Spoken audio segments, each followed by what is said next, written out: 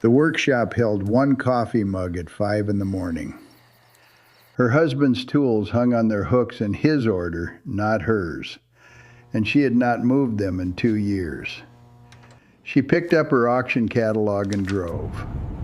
4 days later, she paid $60 at an estate auction counter and walked out carrying a box that no one in that room had bothered to understand. The man who filmed her leaving posted the footage that afternoon with a caption about optimism and rust.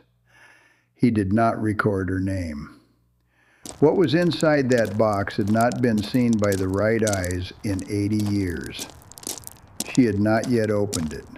She was still driving. She did not defend herself. She did not say a word to the man with the camera. She drove home with a $60 box and got to work. Subscribe if you believe what a person knows matters more than what a room assumes about them at first glance. These are the stories of people the world overlooks until it cannot. The workshop held one coffee mug at 5 in the morning. Eleanor Voss filled it from the drip machine on the side counter. The same machine she had bought in 2011 and repaired twice without replacing, and carried it to the main bench. The bench ran the length of the back wall, 14 feet of hard maple her husband George had built in the fall of 1999 from lumber he had jointed and glued in the side yard over a long weekend while she was in Vermont on a private assessment. It was level to within a 1/16 of an inch. He was the kind of person who built things that would outlast the reason for building them. His tools hung on the pegboard above the bench in the order he had established during the first year of working in this space, and had not varied from in the 19 years after. She did not maintain his order deliberately. She had simply stopped moving anything the week after the funeral 2 years ago. The way you stop moving furniture in a house you are not sure you are staying in, and then you stay, and the furniture has been there long enough that moving it would feel like a decision rather than a correction. The torque drivers were to the left. The caliper set was in the center. The magnification equipment and the documentation camera were to the right, above the section of bench she used for detailed work. His initials were carved into the right corner where the maple met the wall. G.V. Done with a scribe, not deeply, just present. She had carved them the week after the funeral and had not looked at them directly since. She did not need to look at them to know they were there. The workshop itself smelled the way it had always smelled. Metal oil and fine steel dust, and the particular mineral dryness of a space that held precision instruments and that was heated with care rather than warmth. The overhead light was the full-spectrum fluorescent George had installed in 2001 because natural light in the garage came from one direction and moved, and the work required consistency. She turned it on every morning and she would turn it off every evening, and this was the rhythm of the days now, which was not so different from before, except that she was the only one turning it on and off. She rinsed the mug. She set it on the drying rack.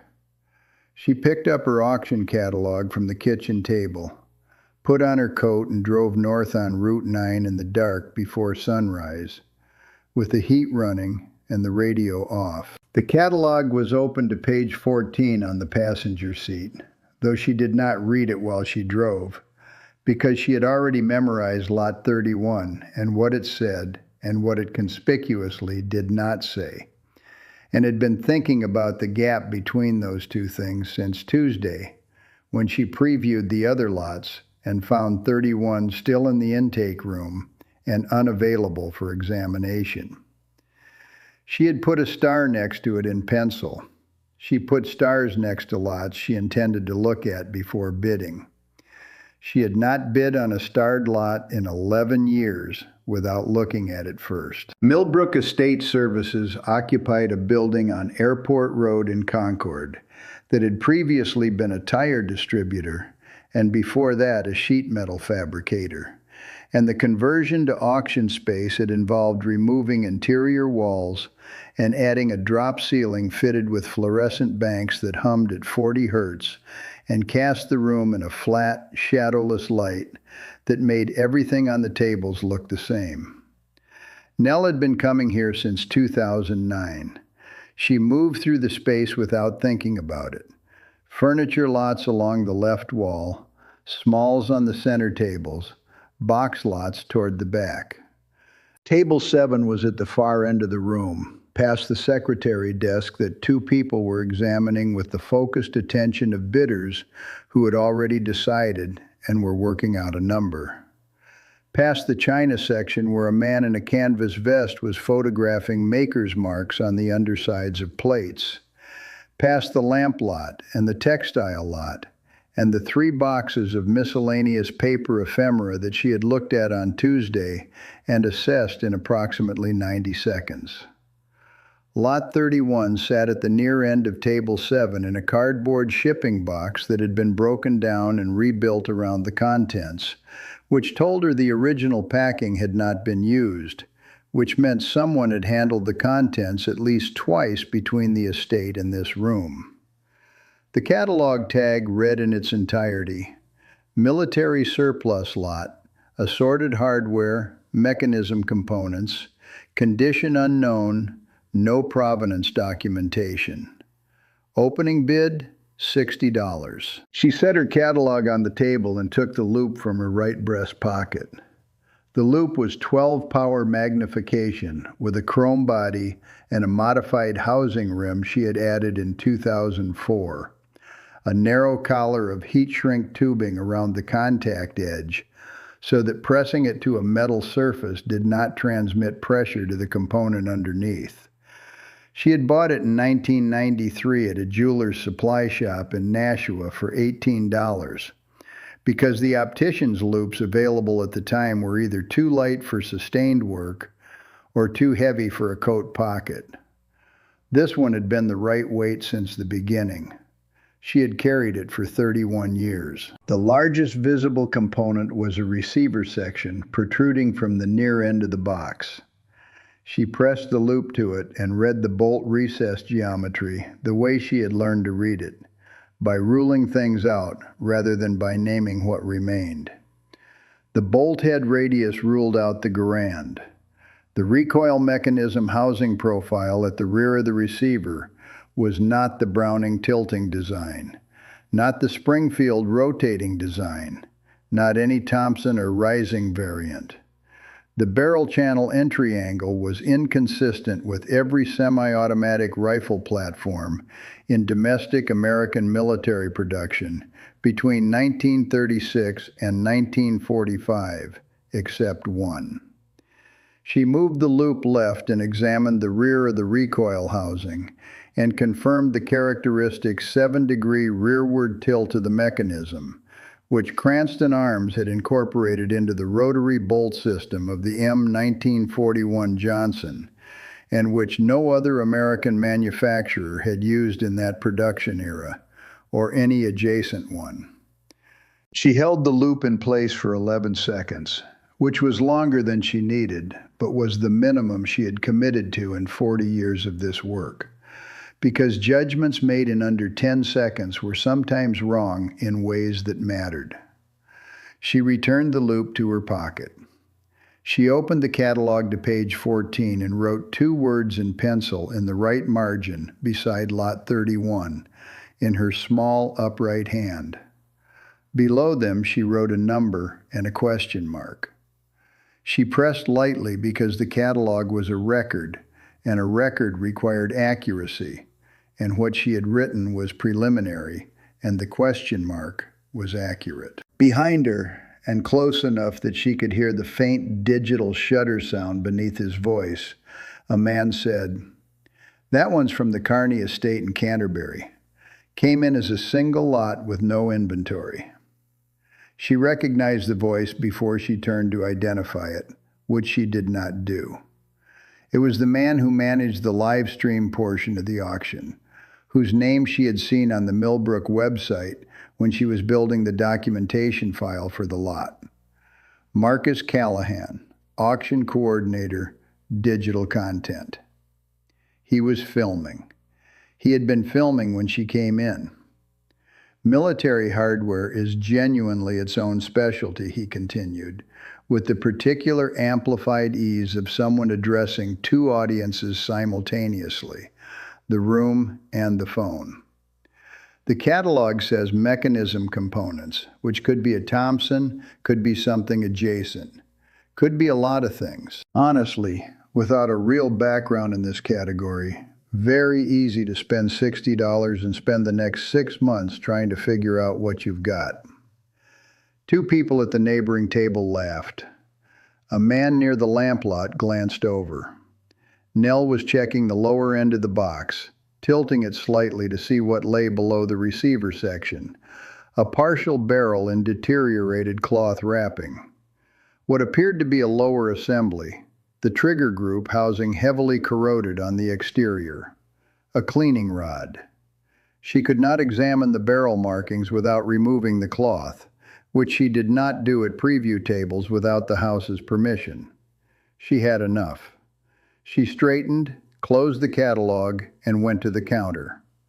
The clerk with the pencil behind her ear took the three $20 bills and wrote out the receipt without being asked, and tore off the carbon copy and set it by the register. Nell put the original in the catalog, picked up the box, and walked out. The parking lot was quiet. She set the box on the passenger seat and put the catalog on the floor and drove south with the heat on and the radio off. She did not think about Marcus Callahan on the drive home.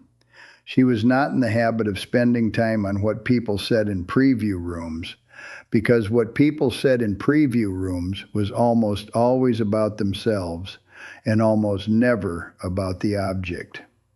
She thought about the bolt recess geometry and the barrel channel entry angle and the number she had written in the catalog margin, and whether the question mark was still warranted or whether it was a formality she was extending past its useful life.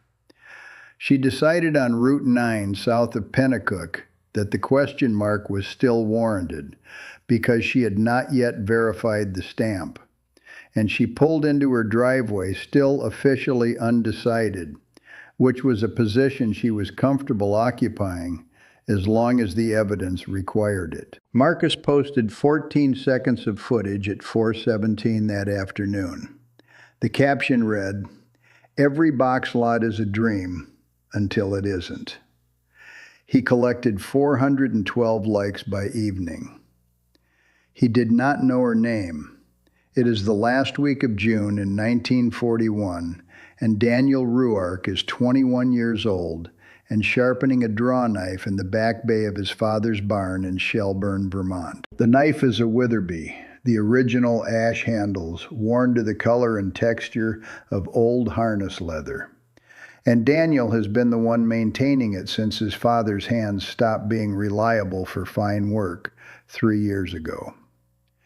He works the bevel with a whetstone he has been using since he was 16, an Arkansas hard white with a worn central dish from years of use, holding the angle by feel because he ground the original bevel himself and has reset it twice and knows exactly where it lives without measuring.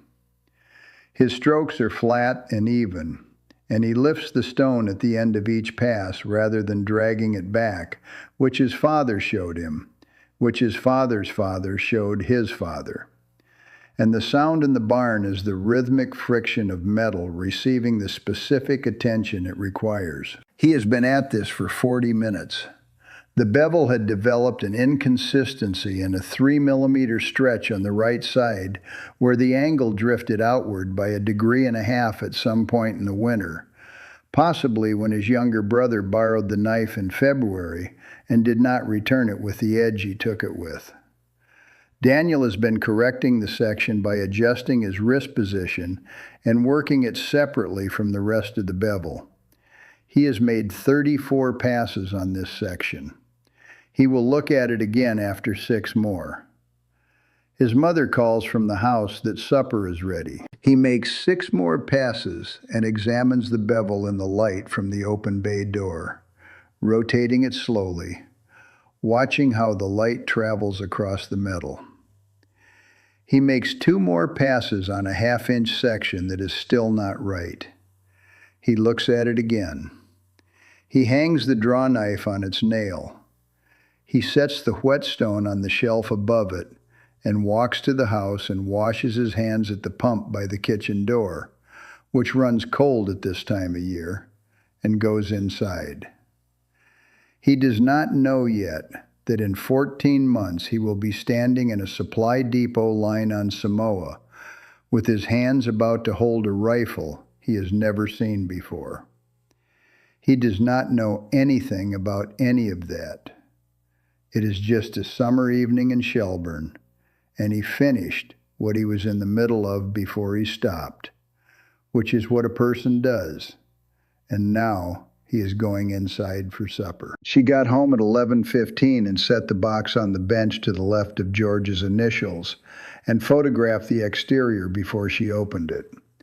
4 sides and the top flap open, establishing the as-found condition. She did this before touching contents, always, because a conservation record without a condition baseline was documentation in name only. Then she unfolded the cloth. The smell came before anything was fully visible. Petroleum and lanolin, the specific mineral compound of a preservative grease she had encountered 14 times in 40 years of this work, always from objects stored in the same era for the same purpose. Cosmoline, military-grade preservative, used by the United States Armed Forces and several Allied nations through the 1940s and into the early 1950s, applied to metal components before extended storage to prevent oxidation. It retained its characteristic smell for decades in objects that had not been disturbed, because the compound migrated slowly into the surface metal and the carrier agents broke down at a rate that extended detection range well past what casual storage might suggest. The smell was sometimes described as unpleasant, and she had never found it either unpleasant or its opposite. It smelled deliberate. It smelled like someone who had understood that the object needed to last. She removed the components in sequence onto a clean shop towel, photographing each one in place before handling it further. The barrel, still in the cloth wrapping, corroded on the exterior, but with an intact contour line suggesting the structural bore was sound. The receiver, the lower assembly with the trigger group housing, the exterior heavily oxidized, a cleaning rod, field configuration, the single-ended type with a brass jag, which confirmed a caliber and a period, but was too common an item to specify the platform. She lifted the receiver under the bench lamp. The bolt recess told her what the loop had suggested. She spent 14 minutes measuring with the bore gauge and the digital protractor and a set of flat parallel gauges she used for internal geometry. The bolt head radius, the recoil housing angle, the receiver wall thickness at 3 points along the body. She cross-referenced each measurement against the 1978 reference catalog, a Collectors Association publication out of Pennsylvania that had been out of print since 1991, and which she had bought at a reference auction in 2003 for $62, and which remained the most complete English-language technical reference for Johnson production variants that she had found in 4 decades of looking. The 1978 catalog included machine drawings of the M1941 bolt assembly and detailed receiver specifications for both the commercial and USMC contract production runs. The measurements matched within instrument tolerance. M1941 Johnson semi-automatic rifle. Cranston Arms Company, Providence, Rhode Island, Manufactured under license from Johnson Automatics, Inc. of Providence. Issued to United States Marine Corps units and to Marine Raider battalions in the Pacific Theater between 1941 and 1944. Total production across all variants had not exceeded 30,000. Of those issued to Pacific Theater units, the number that had survived in any restorable condition was not an established figure, because survivorship depended on variables that resisted systematic tracking: how and where stored, whether recognized when found, whether the person who found it knew what they were looking at. She logged the identification in the blue field notebook with full measurement data, the catalog reference, and the caveat that USMC contract designation required manufacturer's stamp confirmation, which the surface oxidation was currently preventing. She labeled 42 photographs in the documentation folder. She made a preliminary record entry with the date, the lot source, the lot number, the purchase price, and the identification status. Preliminary confirmed, pending stamp verification. She sat on the shop stool and looked at what was on the bench: the components on the shop towel, the open notebook, the reference catalog. She had paid $60 for this object, and the question was not whether she had paid too much or too little, which was a question for other people, but whether what she suspected it was could be confirmed to the standard required to call it confirmed, which required the manufacturer's stamp, which required the electrolytic bath, which required time. She had time. She had nothing but time in the workshop before 5 in the morning, when the house was quiet and George's initials were in the bench corner, and the full spectrum overhead light was on, and the work was in front of her. She made a fresh pot of coffee and took the blue notebook to the kitchen table and wrote 4 more pages of notation, while the light outside changed from late morning to afternoon. She did not call anyone. She did not send anything yet. She had a preliminary identification and a box of corroded components and the beginning of a documentation file. And you did not write to institutions with a beginning. It is the last week of August 1942 on Samoa, and Daniel Ruark is standing in the equipment draw line outside the supply depot at 7:30 in the morning. The sun is already doing its full work, and the air carries the layered smell of vegetation and salt, and the particular mineral dryness of a place that has had too many men moving through it for too long. Daniel has been in the Pacific for 6 weeks. He has learned the smell of different kinds of waiting. When the armorer sets the rifle on the table, Daniel picks it up with both hands and holds it in the available light and reads it from the outside in. Overall weight and balance, which is lighter than the Garand and distributes differently toward the barrel. Exterior surface condition, which is new and well preserved and carries the faint petroleum smell of fresh cosmoline from the factory. Mechanical features, which he works through without rushing. He is not familiar with this rifle. He knows the Garand from 300 rounds in training and from the armorer's course he attended in the spring.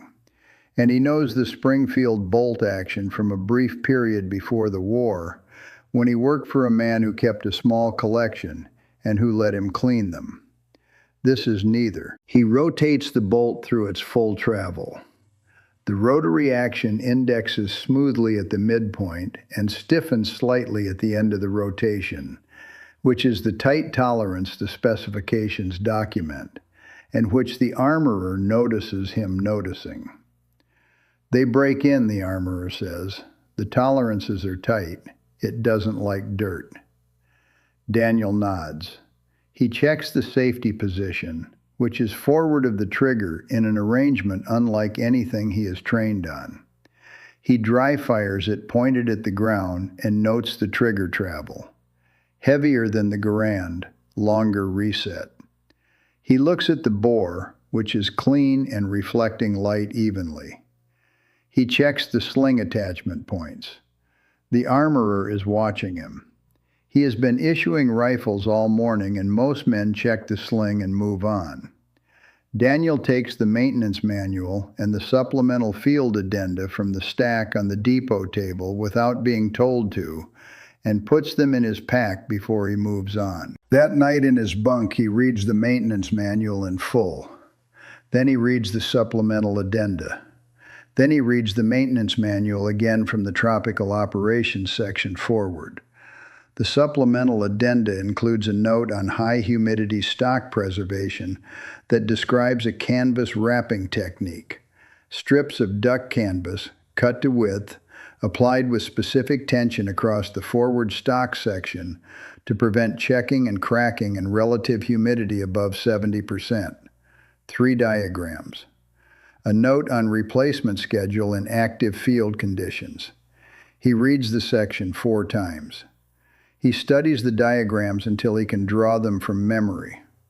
By the time he puts the documents away, he could execute the technique in sequence in low light without reference material. The next morning, he finds canvas in the supply depot and cuts it to the specified width with his folding knife, measuring against the printed dimension rather than estimating. He applies the wrapping to the forward stock, working through the sequence from the diagrams. The specified tension is described as firm but not constrictive, which is not a precise enough description for someone who requires precise descriptions. And so he applies the canvas at 3 different tensions across the first section, and evaluates which tension produces the firmest mechanical attachment without visibly compressing the wood grain, and uses that result for all subsequent applications. It takes 37 minutes. He does it correctly the first time because he memorized the steps before he began. On the second day, she set up the electrolytic bath. The bath was an aluminum bar stock anode in a 12-inch plastic tray connected to a 12-volt DC power supply through a variable resistor she had built into the circuit in 2007 to replace the fixed output original. The electrolyte was sodium carbonate, 2 level tablespoons per liter of distilled water, mixed cold. She submerged the receiver in the solution, connected the negative terminal to the receiver body and the positive to the aluminum bar, and checked the current draw against the expected range for the oxidation level she had logged in the preliminary examination notes. It was within range.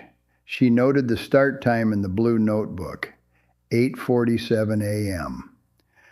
12 hours minimum at this oxidation level, run correctly. The chemistry required time to migrate through the oxidized iron layer and release the iron oxide molecules from the base metal without disturbing the substrate.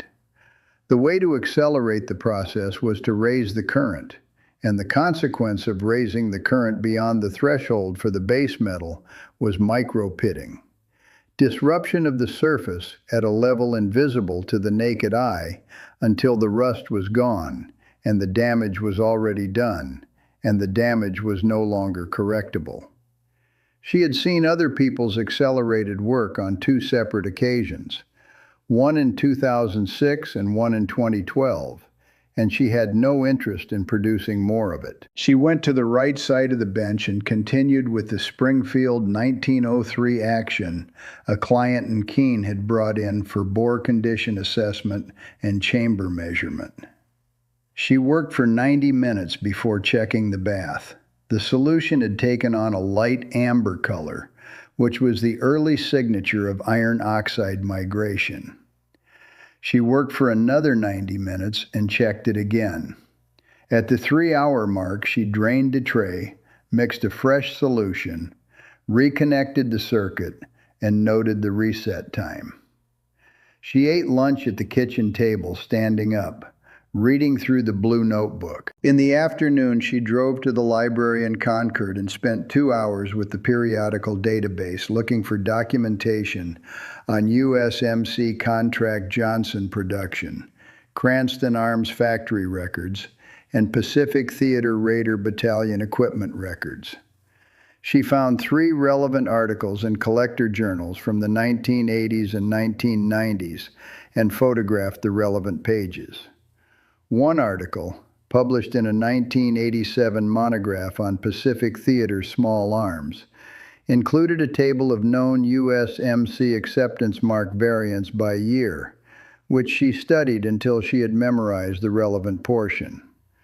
The 1941 and 1942 variants were distinct from the commercial production marks in the placement of the cartouche element and the inspector's initial format, and she would be able to confirm what she was dealing with once the bath had cleared enough surface area. She checked the bath at 4 in the afternoon, and at 6, and at 8:30 in the evening, standing at the bench with her coffee and the bench lamp on, and the overhead light dimmer, the shop holding the specific quiet of a space where something is being done that cannot be hurried, and that is being done correctly.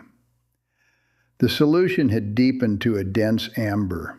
The surface of the receiver was beginning to show the cleared areas at the highest points of the external geometry, where the oxidized layer was thinnest and the chemistry reached fastest. She noted the solution color and the cleared area extent and the current reading and the time. She had stood at this bench in the evening more times than she could account for. George had worked in the evenings too, and for 23 years, the evenings in this shop had been the two of them, each at their own section of the bench with their own work and the radio on low if one of them wanted it, or off if neither of them did. And the coffee finished and the water heated for tea after 8. She did not heat water for tea anymore. She did not make the kind of accounting that included noticing this. She just worked in the evenings and then she went inside. She turned the bath off at 9:47, 12 hours. She pulled the receiver the following morning, rinsed it, dried it with a clean cloth, and positioned it under the bench lamp. The manufacturer's stamp was visible on the right face of the receiver, forward of the barrel shoulder, in the cleared metal. Cranston Arms Company / Providence, R.I. Adjacent to it on the left face of the receiver, the military acceptance mark, a stamped cartouche, the inspector's initials in the format consistent with the 1941 to 1942 USMC contract production run, and the property designation USMC. She photographed it from 5 angles before she touched anything else. She pulled the 1978 reference catalog and the journal article both and confirmed the mark variant against both sources. She wrote the stamp transcription verbatim in the blue notebook, described the cartouche dimensions, and noted the confirmation. This was not a commercial rifle. This was not a civilian sale or a collector's purchase. This was a weapon manufactured to military specification under government contract and issued to a member of the United States Marine Corps. On day 4, she exposed the serial number on the left face of the receiver and photographed it from 3 angles. The serial range was consistent with early production, 1941 or 1942, which was consistent with the acceptance mark variant and with the issuance period for Pacific Theater units. On day 5, she sat at the kitchen table and wrote 3 letters.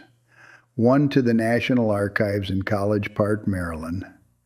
One to the Marine Corps Historical Division at Quantico, Virginia. One to the National World War II Museum in New Orleans. She enclosed copies of the photographs and asked specific questions about contract production records, known issuance documentation, and any surviving records for the serial range. She wrote in the precise, technical register she had developed over 40 years of this correspondence. No speculation, no editorializing, clear questions, and sufficient supporting documentation to make the questions answerable. She included her landline number and mailing address. She mailed all 3 letters on her way to the hardware store for additional sodium carbonate. She drove home and went back to the work. She did not contact Marcus Callahan. She had looked up his name on the Millbrook website when she was building the documentation file for the lot, and she knew who he was, and she had nothing to say to him. It is early October 1942 on Guadalcanal, and it is before first light, and Daniel Ruark is sitting at the base of a rain tree at the edge of the camp perimeter with the Johnson field stripped on the flat root section beside him. He works in the available light, which is sufficient. He has done this in less than sufficient. The humidity reaches him before he is fully awake each morning. The heavy, saturating weight of Pacific air at this latitude that colonizes the lungs at the first breath and does not leave. And he has stopped trying to be separate from it. You did not fight the climate any more than you fought the tight tolerances. You learned what each required, and you provided it. The rifle needs daily attention at this humidity, more than the maintenance manual specifies, and less oil than instinct suggests. Because oil in this environment collects every particle of fine volcanic sand and organic debris in the immediate area, and acts as an abrasive inside the action within 12 hours. He had run a test in his first 2 weeks. Standard oiling on one cleaning cycle versus a reduced oil cycle on the next, checking the action at 4-hour intervals to compare fouling accumulation. The reduced oil cycle won by a margin that made the standard specification look like it had been written by someone who had never been in this air. He now runs the reduced oil cycle and supplements it with a bore inspection every morning, regardless of firing activity. He works through the components in order.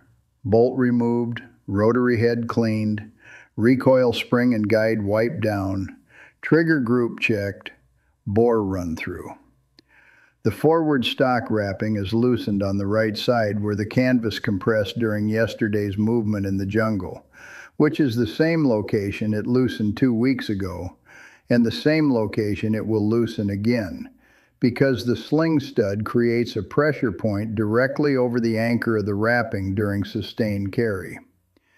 He unwinds the section from the anchor forward and reapplies it at the tension he established after 6 iterations of this procedure, fractionally higher than what he started with, which is not in the printed specification, but is what holds in this specific humidity, in this specific area, for approximately 3 weeks before requiring attention again. He reassembles the action in sequence.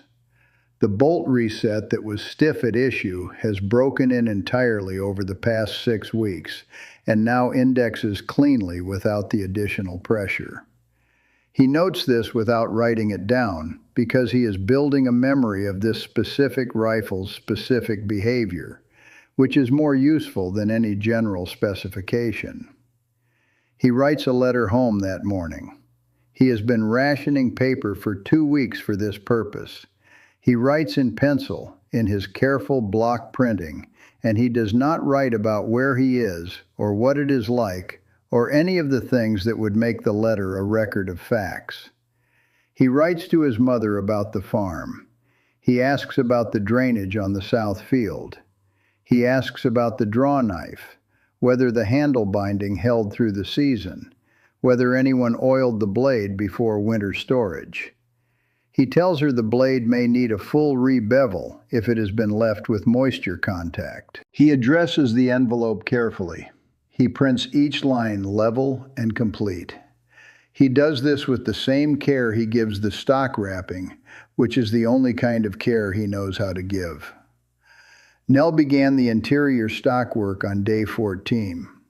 She had the action fully removed and the stock positioned face up in the leather cradle she had made in 2003 from a piece of belt leather sewn over a curved mahogany form.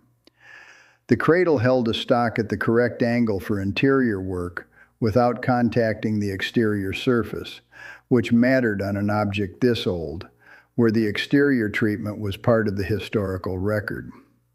She had made it because the commercial alternatives required resting the stock on its exterior, which she was not willing to do. She worked from the receiver end toward the muzzle, cleaning in sections with a silicone tip swab and a soft brass probe, examining each section under the magnification lamp before moving on. The interior surface had been protected from the worst of the exterior oxidation by the barrel assembly and the cosmoline migration, but had accumulated its own decades of compressed oil residue and particulate and the mineral deposits of long-term closed storage. She worked at the pace the lamp required. She was not looking for anything. She was looking at everything, which was different. She was at the section approximately 6 inches from the receiver end, below the barrel channel in the inward curve where the forward stock met the lower assembly, when the lamp showed her something that was not residue. She stopped moving. She adjusted the lamp to a lower angle, raking across the surface rather than illuminating it directly, which was the technique for revealing shallow cuts in wood, because the oblique light threw the cut edges into shadow and made the geometry readable. 2 lines. She held herself still and looked at them for 12 seconds before she reached for anything. Then she took the handheld camera from the mount above the bench and repositioned the lamp angle 3 times, making photographs at each position to capture the cuts in 3 different raking orientations. She took 11 photographs before she was satisfied with the depth of cut representation. She set the camera down and opened the blue notebook to a fresh page. She wrote 2 lines, D.R. Guadal. Below them she wrote the estimated blade width from the cut profile, which she put at 3 to 4 millimeters, consistent with a medium-weight folding knife blade. The cut depth she estimated at 1.5 millimeters. The cut angle relative to the wood grain was consistent with right-hand blade pressure at a slight upward inclination. The character forms were printed, not cursive, and the letter spacing was consistent with deliberate formation rather than hastiness. The second line was clearly an abbreviation, 6 characters representing the first 6 characters of a 10-character Pacific Theater island name. She looked at what she had written. It is November 1942 at a forward position before dawn, and Daniel Ruart takes out his folding knife. He opens it to the main blade and turns the Johnson over and finds the underside of the forward stock, below the barrel channel, in the recessed section where the wood is smooth enough to work cleanly. He presses the blade tip to the surface. He does not spend a long time on this. He decided to do it several days ago, when the nature of what was coming became clear enough to constitute a decision. He is not performing anything. He is doing what a careful person does before a difficult job. He is marking where he left off, so that whoever picks it up next knows who was here. D.R. 2 letters, his initials, cut with steady pressure, each character formed completely before moving to the next. He works slowly enough to keep the depth consistent, and quickly enough that this does not become something more than what it is. Guadal, 6 characters. The full name is 10, and the space is limited, and the abbreviation is sufficient. If someone finds this and understands what they are looking at, 6 characters will tell them what they need to know. If someone finds this and does not understand what they are looking at, 10 characters would not help them either. He folds the knife and puts it back in his pocket.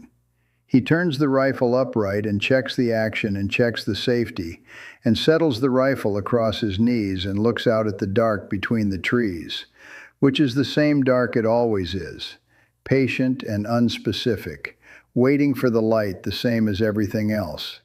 He is good at waiting. He has always been good at waiting. Nell looked at the 2 lines in her notebook for a long time. Then she went inside. The cabinet above the refrigerator held things she had nowhere better to keep. a folder of documents she had meant to file for 2 years, a tin of mechanical pencils, an envelope of photographs from the trip she and George had taken to the coast of Maine the summer before the diagnosis. Beneath these, at the back of the shelf, a field manual. United States Marine Corps, 1942, supplemental edition with addenda bound at the rear. The cover was cloth over boards, worn at the corners, the spine intact. Her father's name was printed on the inside cover in his block letter hand, Robert A. Colvin. He had been 23 years old when he printed it, and she had been 19 when she found it in the storage boxes in the garage the year after he died, and 49 now, 30 years of annual reading behind her, and she could still locate specific pages without searching. She carried it to the workshop. She set it open on the bench beside the stock in its leather cradle and turned to the section she was looking for. The M1941 Johnson section in the main text ran from page 39 to page 42 before continuing in the supplemental addenda at page 47, which addressed tropical field conditions. Her father had annotated the supplemental section more heavily than any other portion of the manual. She knew this from memory, but she looked at it now as if she were reading it again for the first time, which she was not, because some things you do not read for the first time more than once. The pencil notations were in his block letter hand, the same hand as his name on the inside cover. Dense at the passages he had returned to multiple times, where the individual characters had been reinforced by repeated overlay into a slightly heavier impression than the surrounding notes. He had returned to the canvas wrapping section more than to any other. She could see 3 distinct layers of annotation in the right margin. The most recent addition was at the bottom of page 47, below the printed diagram for the anchor technique, and it read, "Width per spec, effective minimum only." Depot assessment, August 42, indicates 4 millimeters wider sustains field attachment, 3 to 4 weeks, versus spec 1 to 2, confirmed. She looked at it. She had read this page 30 times, more than 30 probably, over 30 years of annual reading, but 30 was the conservative figure, and she had stopped counting years ago because counting was not the point. The point was that she knew this page the way she knew the bench dimensions and the instrument tolerances and the steps of every process she had performed more than twice, which was by a kind of bodily knowledge that existed below conscious retrieval. She could have written the text from memory, and she could have written the annotations from memory, and the fact that she was reading both again now, standing in the workshop at midnight, was not because she needed to read them. The pencil notations had been made at different times. She could see this in the pencil hardness, which varied. The earliest notes in soft lead, slightly smeared at the edges from decades of the page being turned against adjacent text, and the later editions in a harder pencil her father had switched to sometime in the mid-1940s. He had kept annotating this manual after he came home. She had not understood this until she was 32 and had begun to look at the document with the specific attention of someone who understood what evidence of returned annotation meant. That a person had sat down with this document after the war was over and had continued the conversation with it. He had come home and been silent about all of it to every person in his life, and he had kept annotating the field manual. She thought about that sometimes. What the manual held for him that other things could not. What it meant to keep marking a document that nobody else was reading. The annotation at the bottom of page 47 was the last one he had added, based on the pencil hardness and the slightly more compressed character spacing of a man whose hands had changed with age. It was also the most specific annotation in the manual. Every other note corrected or supplemented the printed text in technical terms. Measurements, procedural modifications, performance comparisons. This one confirmed something. Width per spec effective minimum only. Depot assessment August 42 indicates 4 millimeters wider sustains field attachment 3 to 4 weeks versus spec 1 to 2.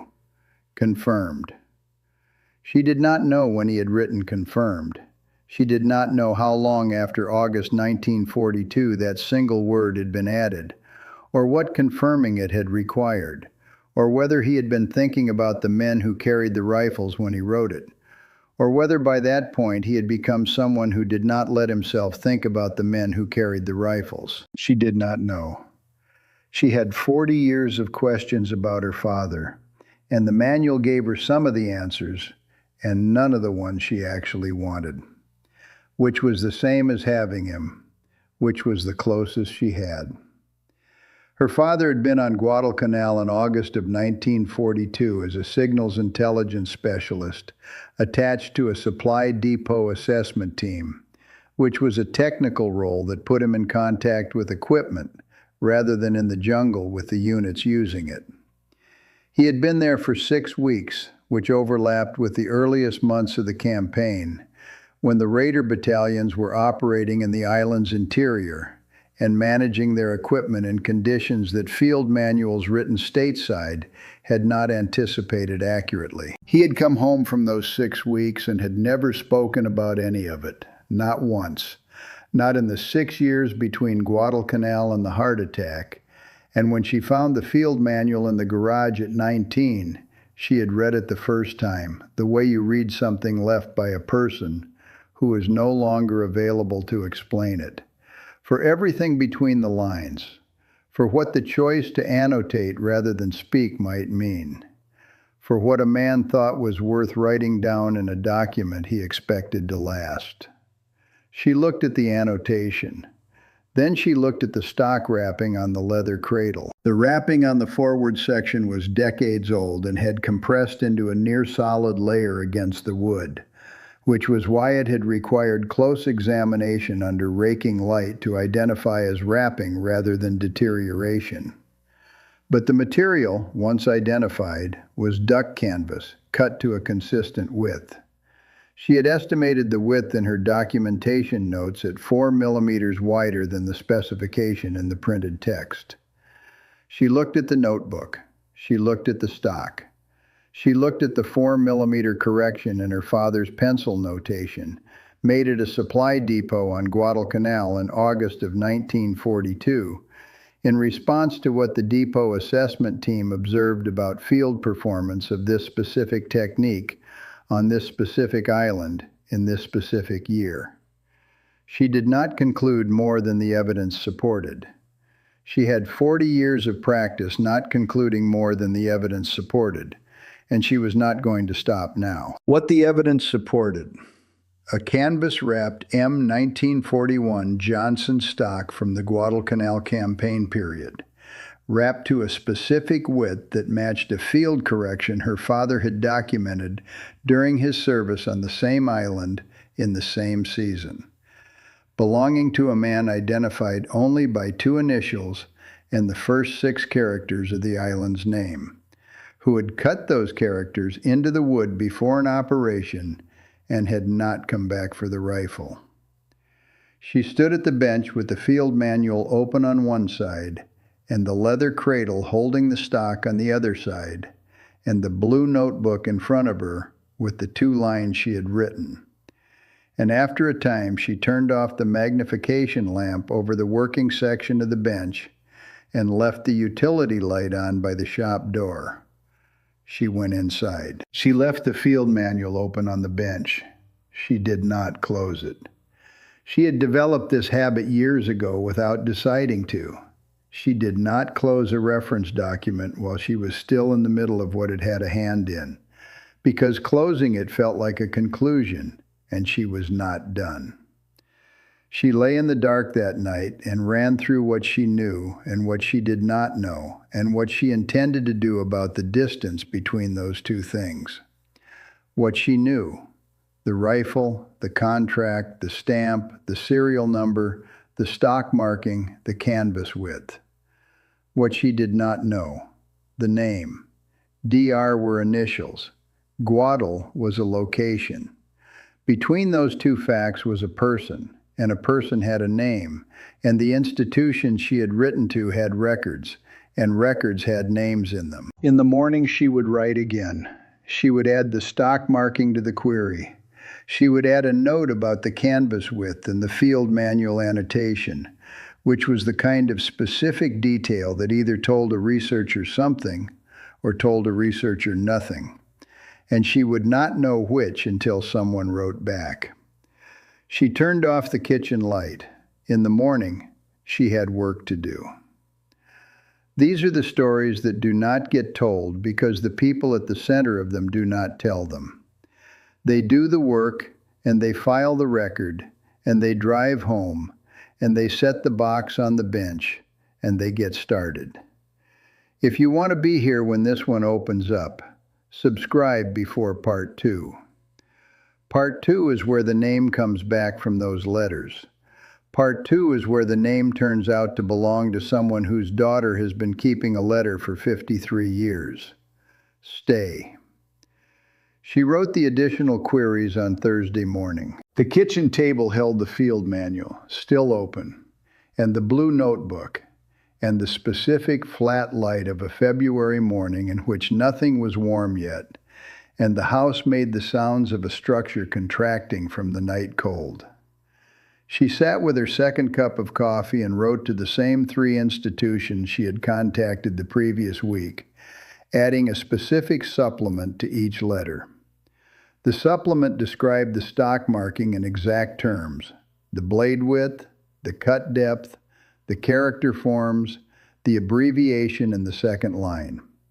She described the canvas wrapping width and its deviation from the printed specification, and she cited the field manual annotation, noting that the annotation was from a supply depot assessment on Guadalcanal conducted in August of 1942 by a signals intelligence team she could identify by personnel records if the institutions required it.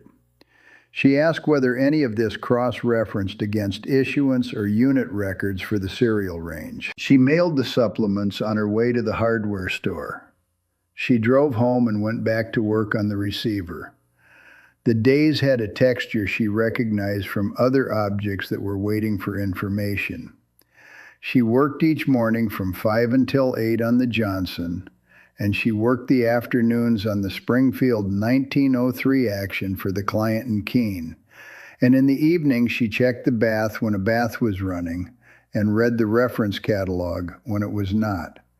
And none of this changed because she was waiting for letters to come back. Waiting was not a state she entered. It was something she did alongside other work, in the background, the way a fermentation runs in the cold room while everything else in the kitchen continues. She did not call the institutions. She had asked specific questions and provided specific documentation, and the questions would either produce answers or they would not, and calling would not change which of those was true. On the 10th day, she received a letter from the National Archives indicating that the serial range for the USMC contract Johnson production was documented and that a records cross-reference had been requested. The letter was signed by an archivist and was 2 paragraphs long and told her nothing she did not already know, except that the request had been entered, which meant there was a record to cross-reference against. On the 14th day, she received a letter from the World War II Museum expressing acquisition interest in the event the authentication was confirmed, with a preliminary appraisal note attached. The note indicated that authenticated M1941 Johnson examples with confirmed USMC issuance documentation had sold at institutional auction for figures in the range of $35,000 to $45,000, with the upper end of the range reserved for examples with personal provenance markings. and that the stock marking as described would, if authenticated, constitute significant additional documentation value. She filed the letter in the documentation folder. She noted the appraisal range in the blue notebook. Then she went back to the restoration. She had not yet heard from the Marine Corps Historical Division. Of the three institutions, the Historical Division was the one most likely to have personnel records. She was waiting for that letter most specifically, which was why she was not thinking about it. James Tarver from the Marine Corps Historical Division called her landline on a Thursday afternoon, 3.5 weeks after she had mailed the original query. She was in the workshop when the phone rang, and she went inside to answer it on the second ring. He introduced himself and asked whether she had a few minutes, which she did. He told her he had been working with a partial quartermaster log from the 2nd Marine Raider Battalion, recovered from a storage archive in Quantico in 2011 and not yet fully indexed. The log covered the period from August to November 1942. It was incomplete. Significant portions of Raider Battalion paperwork had been lost or damaged during the campaign, and the surviving records had gaps that no subsequent documentation had filled. But the serial range she had provided corresponded to a lot number in the log. He read the entry: M1941, Johnson, semi-automatic rifle. The serial number she had documented, issued September 1942 to Private First Class Daniel James Ruark, H Company, 2nd Marine Raider Battalion, Shelburne, Vermont. Nell held the phone against her ear and looked at the workshop through the kitchen doorway. The bench lamp was on over the Johnson. The receiver was in the leather cradle. Tarver said that PFC Rourke had been killed in action on Guadalcanal in November of 1942. He had been 22 years old. He said the H Company designation matched the H in the stock marking she had described.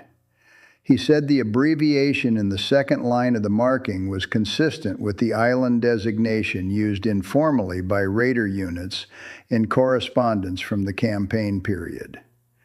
He said the canvas wrapping width she had noted and the field manual annotation she had referenced were consistent with a depot advisory that the Historical Division had on record from August of the same year, issued to Raider Battalion Quartermaster staff, recommending the deviation from the printed specification she had cited.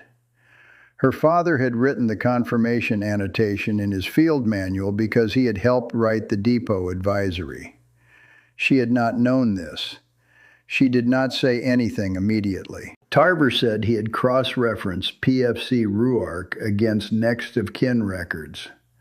There was one surviving next of kin on the service record, a daughter, listed as Patricia Ellen Ruark, born May 1942 in Shelburne, Vermont. The record had not been updated since Ruark's death notification. He had searched current public records for the name Patricia Ruark and for the married name Patricia Ruark Holloway, and had found a listing in Burlington, Vermont. Patricia Ruark Holloway, Burlington, Vermont, 76 years old. The drive from Keene to Burlington was approximately 90 minutes. Nell said, "Thank you, Mr. Tarver." He said the Historical Division would like permission to include the authentication in their records. He said they had acquisition interest if she chose to donate. He said there was also a museum in Virginia that would be interested in discussing the item given its provenance. She told him she would be in touch about the historical record. She thanked him again and set the phone down. She went to the kitchen window and looked out at the backyard and the tree line, which was brown and bare in the February light, and she stood there for a while. Then she went to the workshop and looked at the rifle on the bench. D.R. Daniel James Ruark, 22 years old, from Shelburne, Vermont, who had learned to do things correctly the first time, whose daughter was 76 years old and living in Burlington, 90 minutes north, and who had marked his rifle with 2 lines and an abbreviation before an operation he had not come back from, and who had therefore done everything he could do. She looked at the marking. She had received a letter from the World War II Museum offering an acquisition conversation. She had received a note from the Historical Division about their records interest. She had not yet heard from the museum in Virginia, and probably would. She went to the kitchen and sat at the table and looked at the field manual, which was still open to page 47.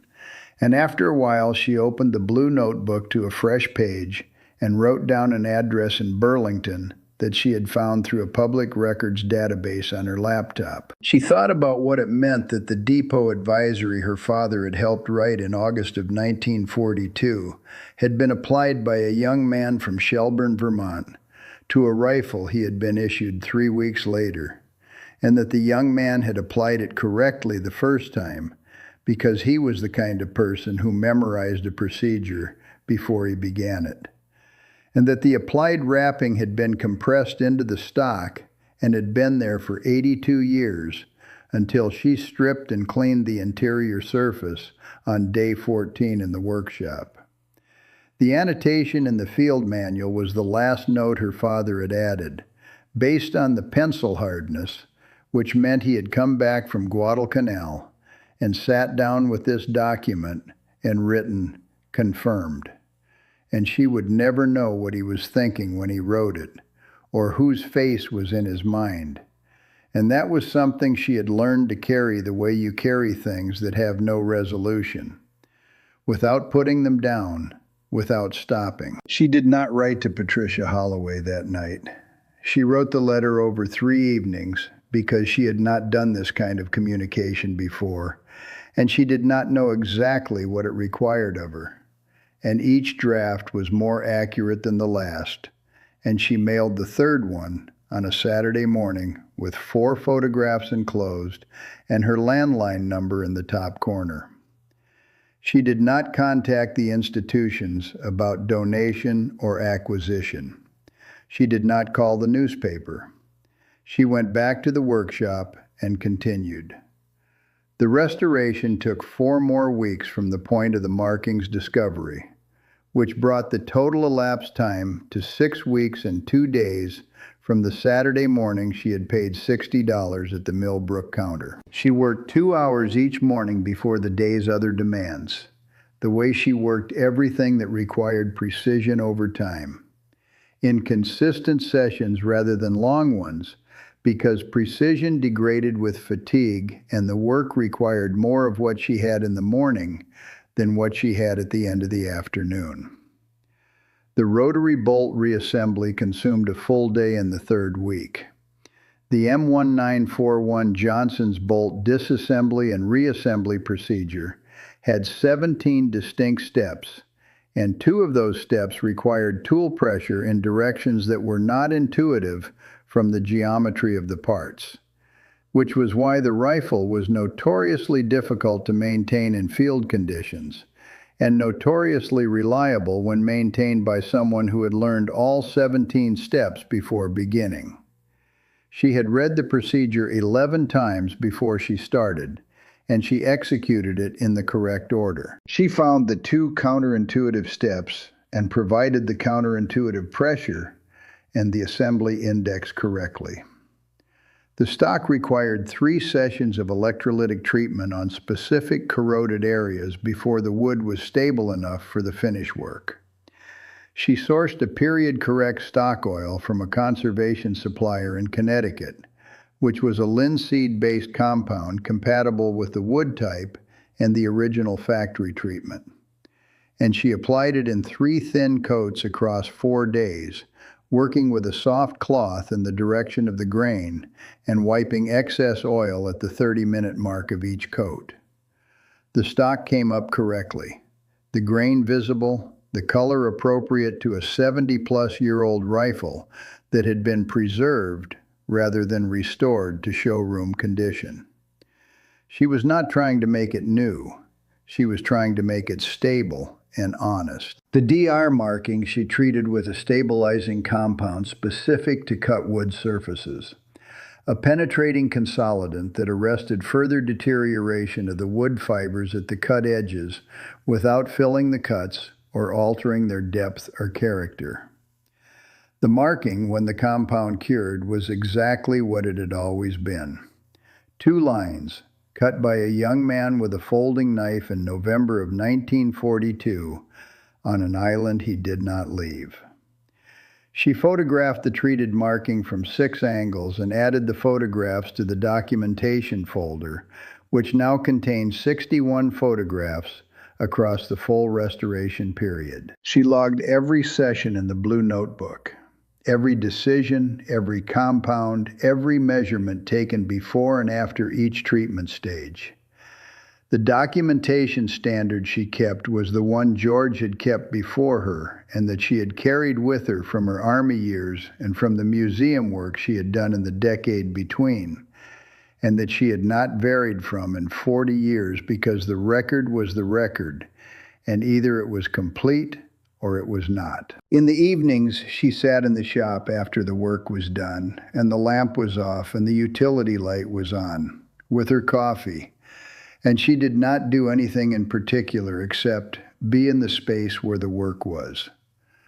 This was not a habit she had developed since George died.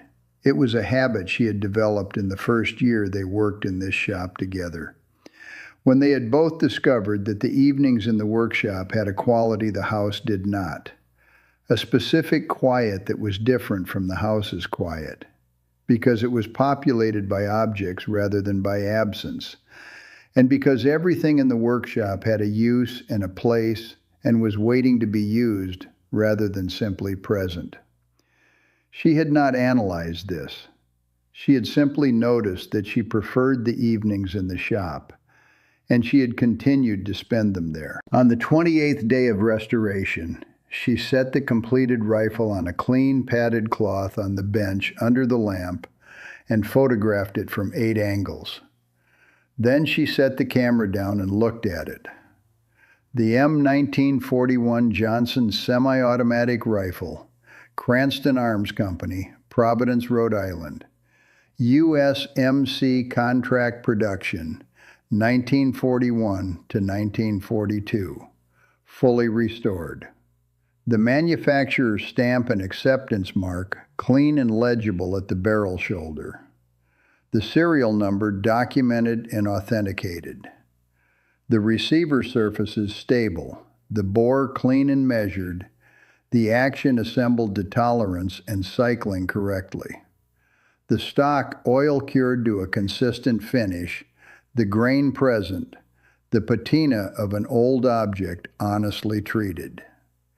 The DR marking on the underside of the forward stock, clear and stabilized, the 2 lines exactly as they had been cut in November of 1942. It was what it was. That was, in her view, the correct outcome of a restoration. An object that had been returned to itself, which was not the same thing as returning it to the condition it had been in when it was made. She carried her coffee inside and set the field manual on the kitchen table and sat with it for a while. The telephone rang at 11:22 on a Tuesday night. She answered on the second ring.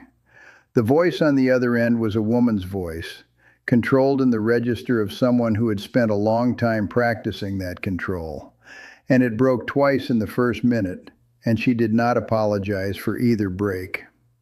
Her name was Patricia Holloway. She had received the letter and the photographs. She was calling because she did not know how else to account for what the letter and the photographs represented, and she thought she needed to talk to someone about it. Nell said, "I understand." Patricia said her father had written home before the Guadalcanal operation. Not a long letter. He was not a person who wrote long letters. He wrote the way he did everything, which was efficiently and without extra material. And the letter had said very little about the operation itself, and more about a practical thing he had done in preparation for it. He had marked his rifle, he wrote. He had scratched his initials and the island name into the stock below the barrel. He said, "If it comes home without me, someone who knows what they are looking at will be able to read what I left."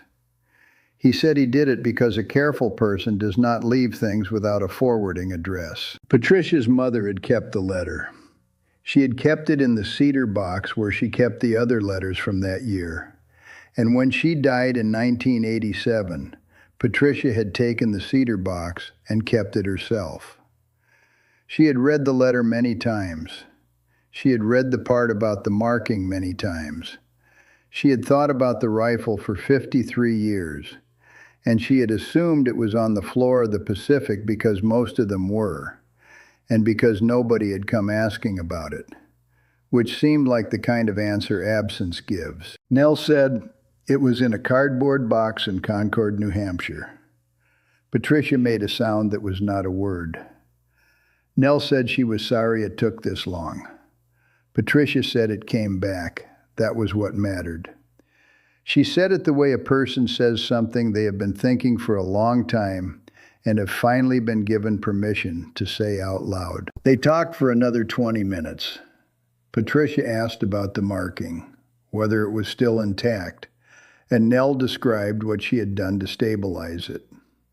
Patricia asked about the canvas wrapping on the forward stock, which surprised Nell and then did not surprise her, because the man who had marked his rifle before an operation was also the man who had spent 37 minutes applying canvas wrapping correctly the first time.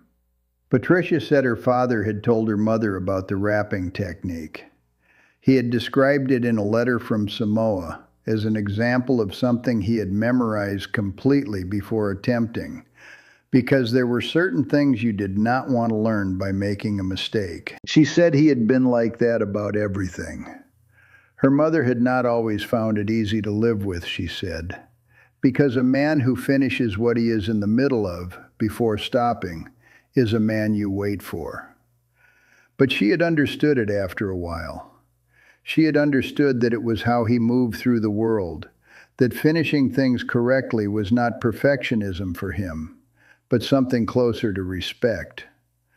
For the thing being done, and for the person who would receive the result of the doing. Patricia said she had thought about that most of her life, about inheriting a characteristic from a person you had known for 4 months before they left and never came back. She did not know how much of how she moved through the world was his. She had never had a way to compare. Until now, she had only the portrait and the letters and what her mother had described. Now she had the rifle and the marking and the photograph. She said it was a great deal to have, and that she had not known until this moment that she had been waiting for it. Before the call ended, Nell told Patricia what she intended to do with the rifle. Patricia was quiet for a moment. She said, "You don't have to do that." Nell said, "I know." Another silence. Patricia said her father would have said the same thing about finding the rifle. He would have said, "You don't have to do that." And he would have meant the marking and the waiting and the expectation that someone would understand what he had left. He thought it was too much to ask, but he did it anyway. He marked it anyway. Nell said, he was right to. They arranged a Thursday 3 weeks out. After the call, Nell sat at the kitchen table without turning the overhead light on. The field manual was on the table. The February dark was on the window. She sat there for a while, not doing anything in particular, and then she went to bed. The Keene Sentinel ran the story on a Thursday morning in mid-April, 11 days before Nell drove to Burlington. The piece was written by a journalist named Rachel Odom, who covered veteran affairs and who had seen the brief authentication notice the Marine Corps Historical Division posted to their records update page on their website, and had called the Historical Division and asked about it, and had then called Nell's landline and asked whether she was willing to speak with her. Nell had said yes, because the story belonged to Daniel Ruark and to Patricia Holloway, and she did not think withholding it served either of them. The piece ran on the front page of the local section. It included the authentication, the M1941 Johnson, the Cranston Arms stamp, the USMC contract designation, the serial number cross-referenced against the quartermaster log.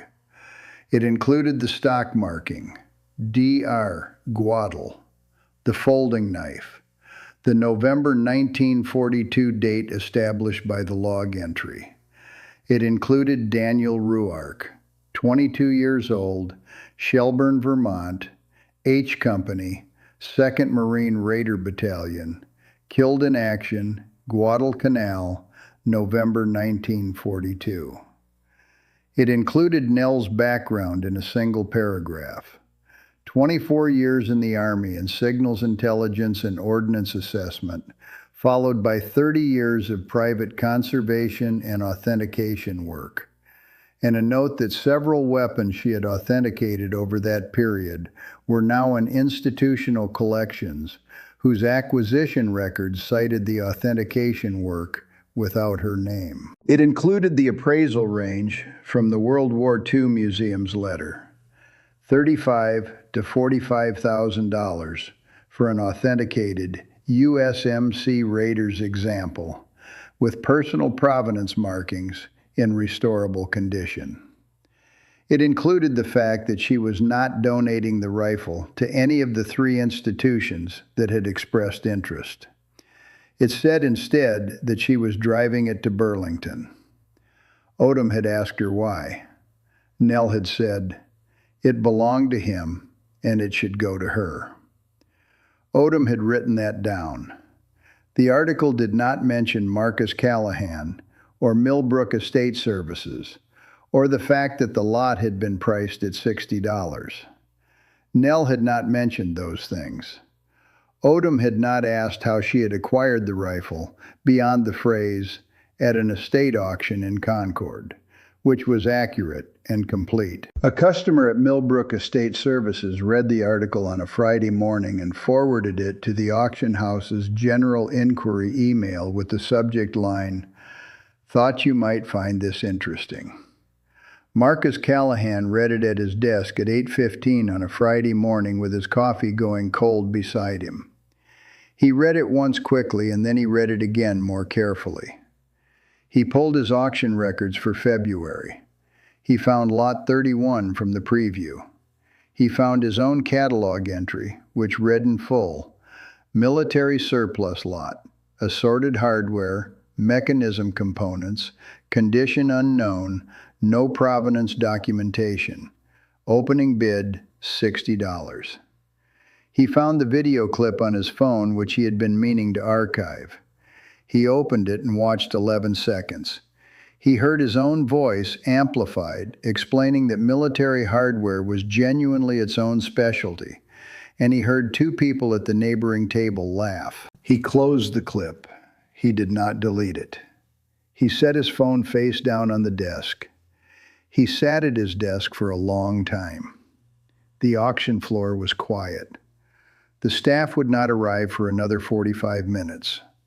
Through the front windows, the airport road parking lot was empty, and the early April light was flat and gray and gave everything the same quality of importance, which was the same quality the fluorescent overhead lights gave everything inside. And he had never noticed this until this specific morning. He went to the back storage room. The storage room held 3 cardboard boxes of uncatalogued material from the Kearney estate in Canterbury, which was the same estate from which Lot 31 had come.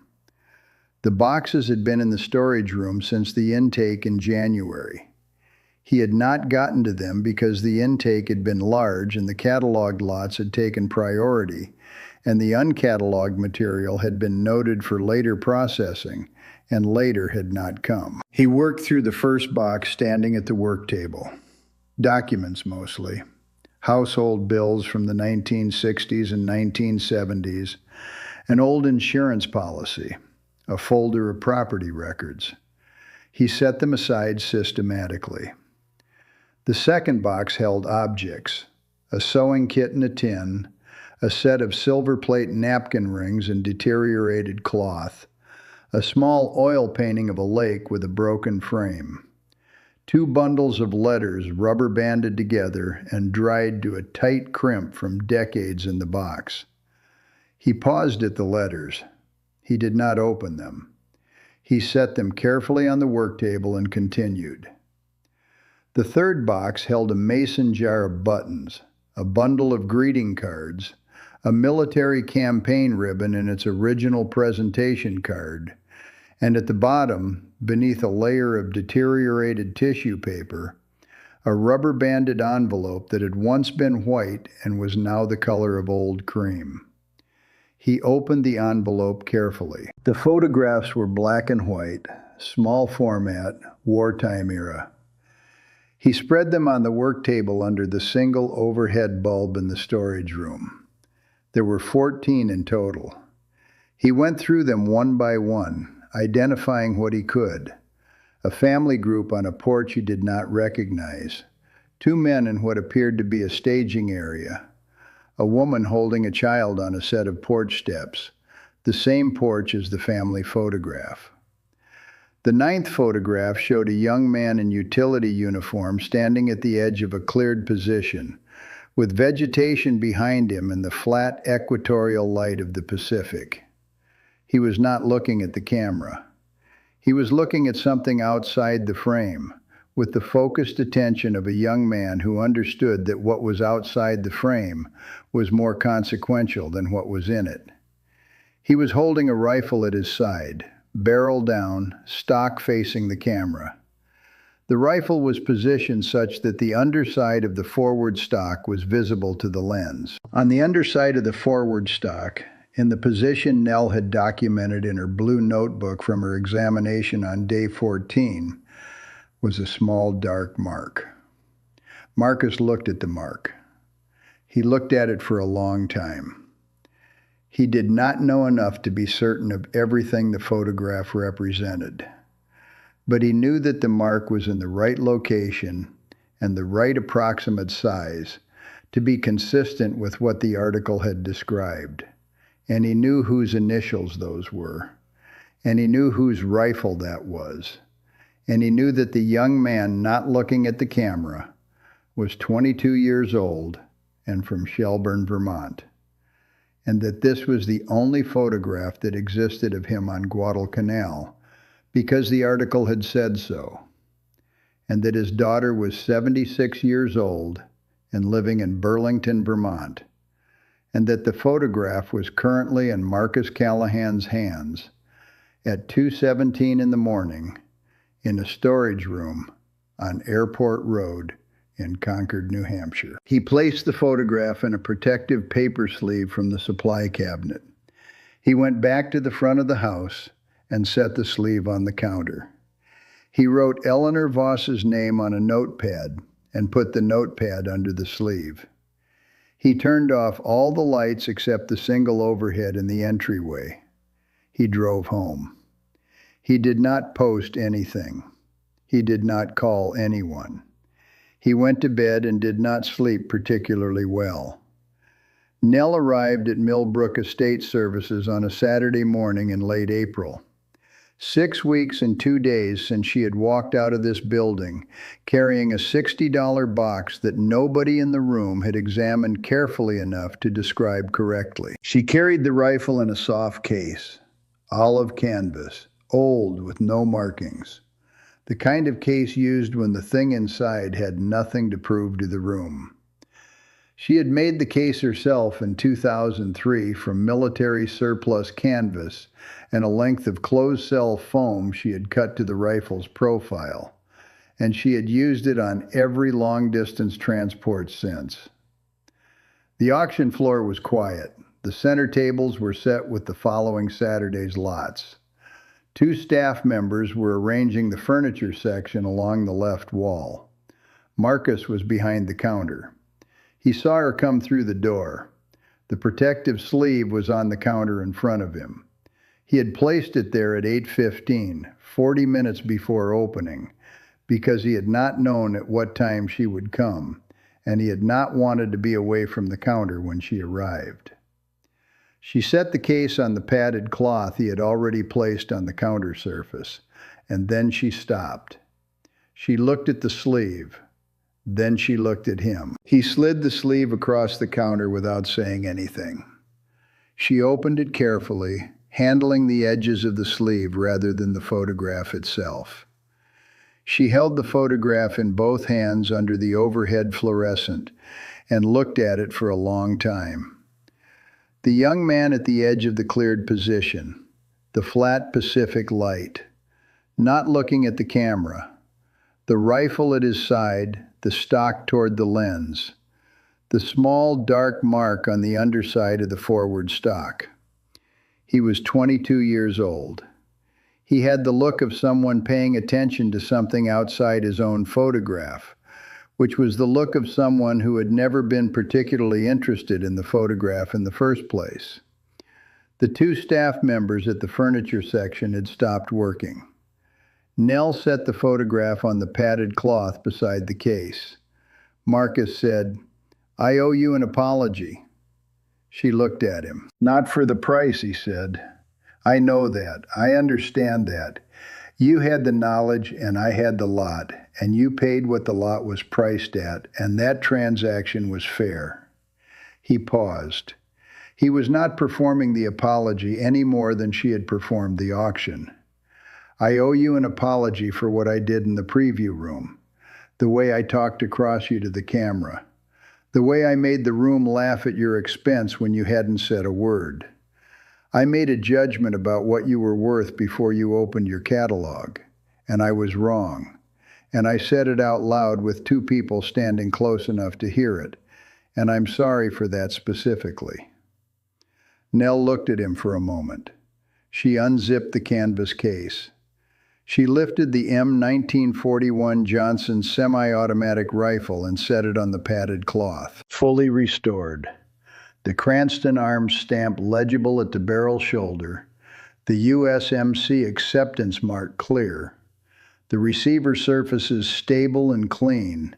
The bore assessed and the action correctly assembled, and the stock oiled to a consistent, period-appropriate finish.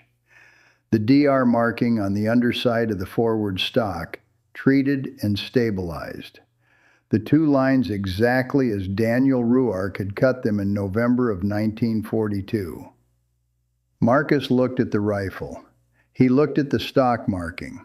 He looked at the photograph of the young man not looking at the camera, the same mark visible on the rifle in his hands. He looked at the rifle for a long time. Then he said, "Where's it going?" "Burlington," Nell said. "Thursday." She took the photograph from the padded cloth. "Have a copy made," she said, "before I take the original." He went to the back office and came back in 6 minutes with a color scan printed on archival paper. He set the original back in the protective sleeve and put the archival copy on the counter beside it. He had made 2 archival copies, he said, one for her to keep. He did not mention a charge. Nell put both copies and the original into the canvas case alongside the rifle. She zipped the case. She picked it up from the counter and turned for the door. At the threshold, she stopped. "Marcus," he looked at her. "The next lot that comes in that you can't identify," she said, "put it in intake and look at it before you price it. All of it, not the part that's visible." She walked to her truck. He stood at the counter for a long time after she left. Through the front windows, he watched the olive canvas case go into the back seat of her truck and the truck back out of the lot and turn south on Airport Road. The flat April light was on the parking lot. The fluorescent overhead lights were on inside. He reached under the counter and turned on the desk lamp he kept there for close examination work. It did not change anything about the room except that there was now one source of warm, directed light in addition to the flat overhead, and under that light the objects on the nearest display table looked somewhat different than they had under the fluorescent alone. He had not used the desk lamp for that purpose before. He left it on. He thought about the catalog entry he had written in January. Military surplus lot, assorted hardware, mechanism components, condition unknown. He had written it in under 2 minutes, which he knew because he had timed himself on catalog entries, and 2 minutes was the average for a lot he could not immediately identify. Condition unknown meant he had not tried to determine the condition because the category of object was outside what he knew, and what he had done, rather than acknowledging that, was to price it at $60 and present the unknown as a given. He understood the difference between those two things now. He was not sure he had understood it before. The two staff members went back to arranging the furniture section. He stood at the counter and looked at the desk lamp for a while. Then he went to the intake room and started going through the lots scheduled for next week's preview. She drove north on Route 89 on a Thursday afternoon in the first week of May, with the canvas case in the back seat and the envelope containing the photograph and its 2 archival copies on the passenger seat. She stopped once for coffee at a rest area north of Concord, taken in the truck with the engine off and the windows cracked, and the birches along the rest area perimeter showing green at the tips of the high branches. The particular new green of early spring that was not fully committed yet and would be gone in 2 weeks and replaced by the heavier green of summer, which was less interesting. She drove the rest of the way without stopping. Patricia Holloway's house was a small colonial on a quiet street in Burlington's South End, with a garden along the front walk that was just beginning to show green at the soil level, the early shoots of things planted before winter in anticipation of spring. Nell pulled into the driveway at 2:15. Patricia met her at the front door. She was 76 years old and moved carefully and had the look of someone who had managed a great deal of weight for a very long time and had learned where to distribute it so that it was not visible in her face, only in the deliberateness of her movements. She held the door and looked at Nell for a moment before standing aside to let her in. The kitchen table held 2 cups and a pot of coffee. Nell set the canvas case on the table and unzipped it.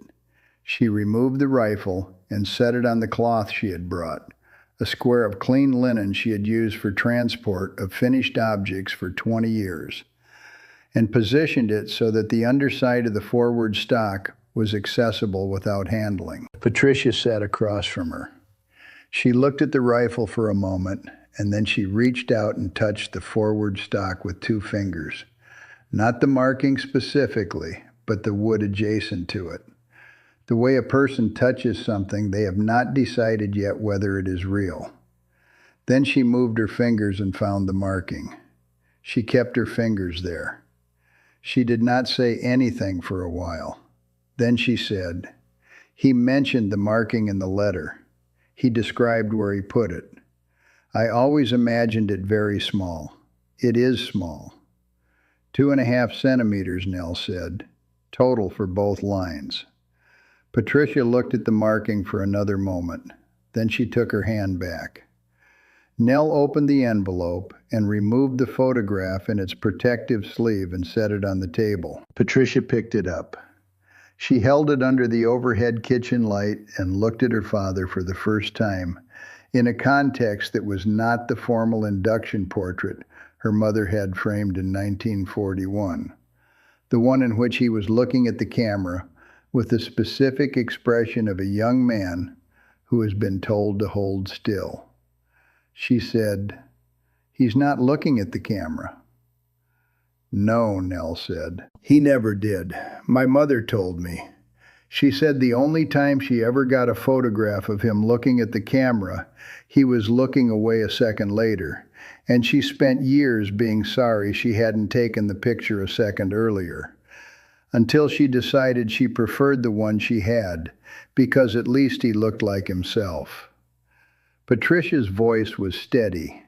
It was the voice of someone describing something they have thought about enough times that the thinking itself had become a kind of stability. She only had the induction portrait. He's looking at the camera in that one. She always said you could see he was about to turn away. She looked at the photograph. Her father on the edge of a cleared position on an island 7,000 miles from Shelburne, Vermont, looking at whatever was outside the frame, with the focused attention of a man who thought the frame was a less interesting place to look than what surrounded it. He kept his word, Patricia said. He marked it so it would find its way back. Yes, Nell said. A silence, not uncomfortable. It took a long time, Patricia said. It did. It came back, though. They sat at the kitchen table for another hour. Patricia talked mostly. She talked about her father the way a person talks about someone assembled from second-hand material. Her mother's descriptions, the letters, the single formal portrait, and now the photograph, and the rifle. All of it combining into something more complete than what she had carried alone for 76 years. Nell drank her coffee and listened and did not try to fill the silences, which were not empty. Patricia talked about the farm in Shelburne, which she had never seen, but which her mother had described in detail, because her father had written about it constantly from the Pacific, the way men write about the specific geography of where they came from when they are far from it. The south field drainage, the barn's back bay, the tools in their order on the wall. She said her mother had driven to Shelburne once in 1947 and had sat in the car at the edge of the property for 20 minutes and had not gotten out, and had not explained this to Patricia until Patricia was 40 years old. She had just needed to see it, her mother had said. She had needed to know it was still there. Patricia said she had not driven to Shelburne. She said she thought she might now. She looked at the rifle and its cloth on the kitchen table, and she said, "Now I have something to take with me." When Nell stood to go, Patricia walked her to the door. At the door, Patricia said, "Your father was on the island too." "Yes, a depot assessment team. Different work. But he knew these rifles. He knew that wrapping technique," Nell said. Patricia looked at her. "Then some part of him is in this too." Nell did not respond to that directly. She picked up her empty canvas case and said goodbye and walked to the truck. She drove south on Route 89. The birches were further along than they had been on Thursday. The green had committed. The early spring tentativeness resolved into the actual season. She stopped at a rest area near Bradford and turned the engine off and sat for 15 minutes. There was nothing particular to think about. She was just sitting. Then she drove home. The letter arrived on a Tuesday morning, 16 days after Burlington. She was at the kitchen table with her coffee when the mail slot opened, and she heard the envelopes hit the floor in the entryway. She went and picked them up. There were 3. A hardware supplier's catalog, an electric bill, and a letter in a white envelope with a Burlington postmark and handwriting she had not seen before, which was careful and upright and printed rather than cursive. The handwriting of someone who had been taught to write clearly rather than decoratively. She set the other 2 envelopes on the entryway table and carried the letter to the kitchen. She did not open it immediately. She finished her coffee, then she opened it. It was 4 pages, handwritten on lined paper in the same upright, careful hand as the address. Patricia had written the date at the top right corner of the first page, a Tuesday, the 10th of the month. She had taken 16 days to write it, which was consistent with the weight of what it addressed. Nell read it at the kitchen table. Patricia thanked her for the rifle and for the photograph and for the archival copy she had been given to keep, which she had placed in the cedar box where her mother had kept her father's letters, alongside the letters themselves. She said she had placed the original photograph on the mantelpiece beside the induction portrait, and that she now had two images of her father, one in which he was looking at the camera, in the formal stance of a young man being documented, and one in which he was looking at something outside the frame entirely, which was more like him. She said her mother would have preferred the second one. She wrote about the rifle, which she had placed in a glass front cabinet in the study, where she could see it from her chair.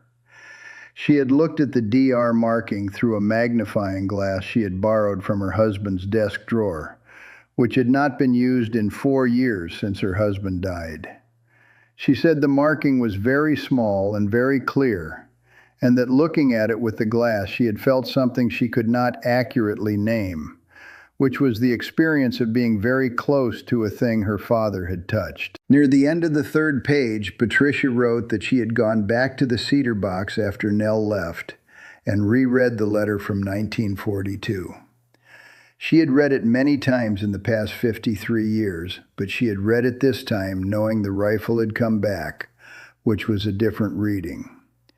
She wanted to copy out one sentence for Nell, because it seemed like it belonged to Nell as much as to anyone. The sentence was, "I have marked it so that it can find its way back if I cannot find mine." She had read that sentence many times in 53 years. She had understood it abstractly.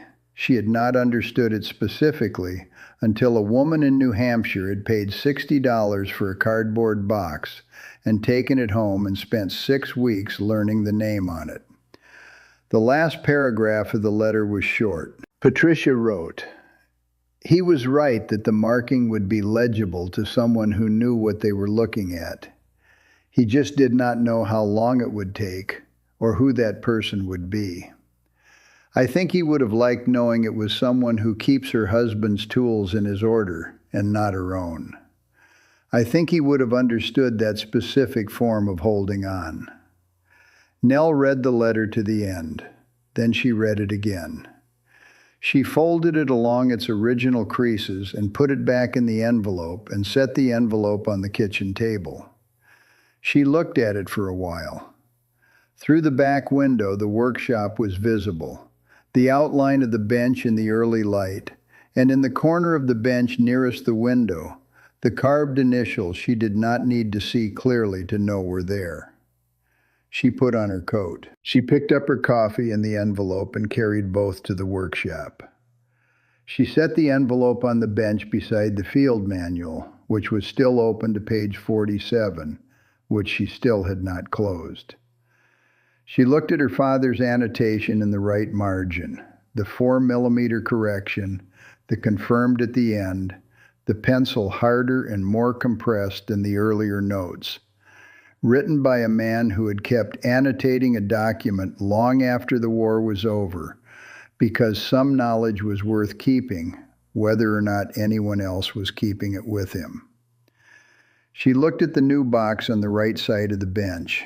It had been there for a week, collected from a private sale in Peterborough. Miscellaneous estate contents, the seller had said. Hardware and tools, probably nothing.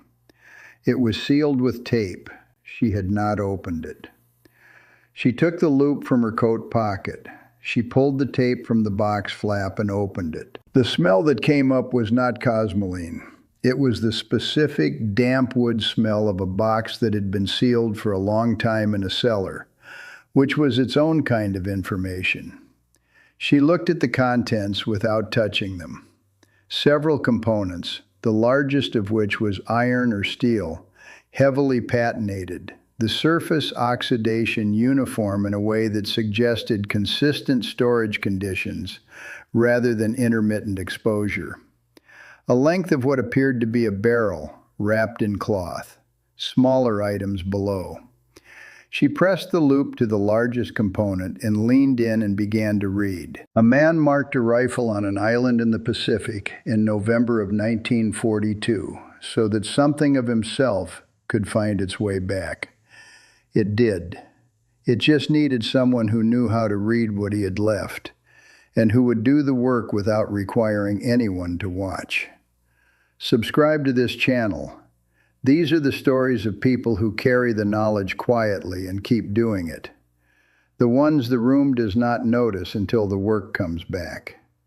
They are always working, and they are always right too.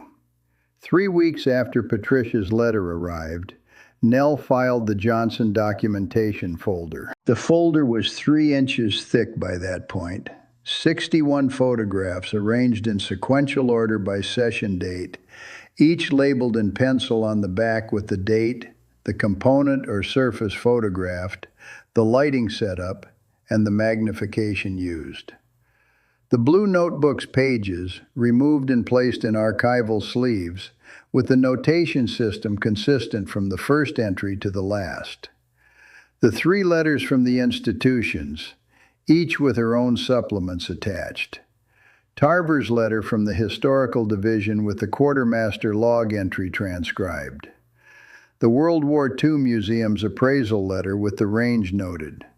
Patricia's letter, all 4 pages, placed in a separate sleeve at the back of the folder where the provenance documentation lived. She had written Daniel James Ruark's name on the folder's identification tab in her small upright hand, along with the manufacturer, the production year range, the contract designation, the serial number, and the current location. Burlington, Vermont, Private Family Collection. She put the folder in the filing cabinet.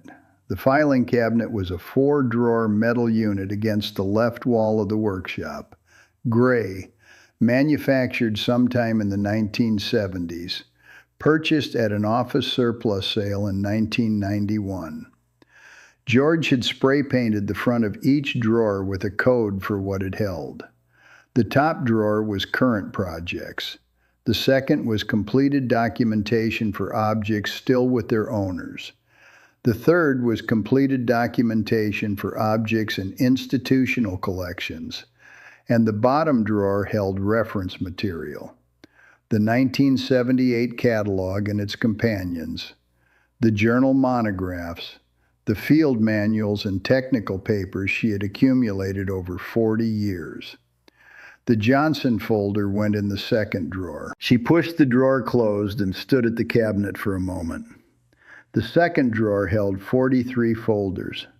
She had started building it in 1988 when she completed her first private authentication outside of the Army. A Browning 1919 machine gun receiver for a collector in Peterborough who had paid her in cash and written her a letter afterward saying the documentation she produced was more thorough than anything he had received from an institutional appraiser. She had not thought about that letter in years. It was in the bottom of the drawer behind the folders, in an envelope that had yellowed at the edges. She went to make coffee. The Springfield Model 1903 Action was on the bench in the leather cradle, the barrel detached and resting on a separate cloth beside it. She had acquired it 3 weeks ago from a private seller in Peterborough, which was either a coincidence or the kind of geography that meant nothing. The seller had called it miscellaneous estate contents. She had opened the box and found the Action immediately, and had carried it to the bench and spent the rest of that morning with the loop. The barrel markings were the reason she was still on it 3 weeks later. Standard Springfield Armory production of the 1903, in the years surrounding the First and Second World Wars, was well documented. The receiver serial number placed this rifle in a production window between 1929 and 1934, which was post-war and pre-World War II, the interwar period during which Springfield had produced primarily for Reserve and National Guard issue. The cartouche on the left side of the stock was consistent with a Rock Island Arsenal inspection, which was not unusual for the period. But the barrel had a secondary marking that she had not found in any reference she owned or had been able to access through library databases. A small stamped character below the proof mark, 4 symbols in a configuration that did not match any contractor designation she could identify. She had written to the Springfield Armory National Historic Site in Massachusetts 2 weeks ago with photographs of the marking. She had received a preliminary response acknowledging receipt and indicating that the markings database for the interwar period had gaps that might or might not account for what she was seeing. A fuller answer, they said, would take additional time. She was waiting. This was fine. She was always waiting for something. Waiting was not a problem when you had other things to do. She pressed the loop to the barrel marking and read it again. 4 characters. The second and fourth were clear. The first was partially obscured by a surface deposit she had not yet cleared, and the third had a compression artifact from the stamping die that made its lower portion ambiguous between 2 possible characters. She had been working from the assumption that it was the character she could read clearly, but this morning she had a different idea about the third character, and she was looking at it again. She adjusted the lamp. She looked for a long time. Then she picked up her pencil and opened the blue notebook to the current page and added a notation about the third character's lower portion. She did not change her working hypothesis yet. She noted the alternative and the evidence for and against it, which was 4 sentences. She was not ready to conclude anything. She put the pencil down and went inside for breakfast. She had not closed her father's field manual. It was still on the bench where it had been since the night she found the marking on the Johnson stock. She had moved it twice, once to the kitchen table when she was drafting her letter to Patricia, and once back to the bench the following morning. It had been open to page 47 for nearly 2 months. She had been meaning to close it. It was not a deliberate decision to leave it open. It was simply the same category of thing as not moving George's tools, an action that would have required deciding to do it, and the decision had not arrived. On a Wednesday morning in mid-May, 5 weeks after the letter from Burlington, she went to the bench with her coffee and looked at the manual and picked it up and read page 47 again. She read the printed text first, which she had not done in years because what she knew from the manual was predominantly her father's annotations, and she had stopped reading around them as separate material. The printed text recommended the canvas wrapping technique for stocks exposed to sustained humidity above 70% and specified the width and tension and replacement frequency and included 3 diagrams. It was competent technical writing, accurate in the field conditions it anticipated, conservative in its specifications. Her father had found it conservative in practice and had said so in the margin. She read her father's annotation at the bottom of the page. Width per spec effective minimum only. Depot assessment, August 42, indicates 4 millimeters wider, sustains field attachment 3 to 4 weeks versus spec 1 to 2. Confirmed. The word confirmed in his harder, later pencil. Written after the war, written by a man who had come home and sat down with this document and recorded what had been established. She thought about the depot advisory that the historical division had mentioned, which her father had helped write. She thought about a 22-year-old in Samoa who had read the advisory and memorized the specification and applied it to 37 minutes of careful work. She thought about how the measurement of 4 millimeters wider had traveled from a depot assessment in August 1942 to a pencil annotation to a field manual to a workshop in New Hampshire in 2024, and about what it meant that this specific measurement had been the detail that told her she was holding something real. She closed the field manual. She did not put it away. She left it on the bench, closed, in the space to the right of the leather cradle where the Springfield was resting. She put her hand on the cover for a moment. Then she went back to the Springfield. The filing cabinet's second drawer held 43 folders now, with the Johnsons. She had done a count in March for reasons she had not examined carefully. 42 folders at that point, spanning 36 years of completed authentication and conservation work. Objects that were now in the Smithsonian, in the Army Heritage and Education Center, in the Marine Corps Museum in Virginia. Objects that were in private collections in 8 states and 3 countries.